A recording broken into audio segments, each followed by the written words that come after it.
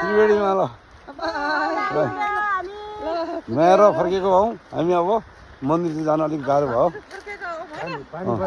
पानी परिरहेको छ यहाँ अलिअलि यस्तो अस्ति जाडाको त्रिवेणी ल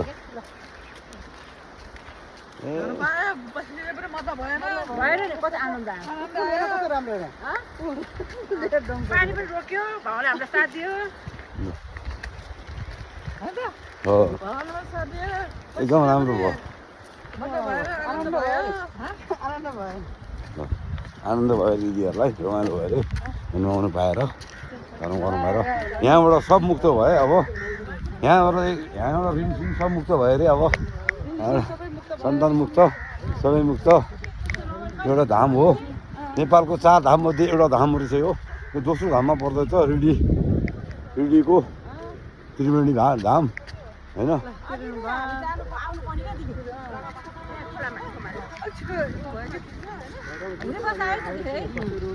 घाडाङडुङ गऱ्यो नि त ब्याङ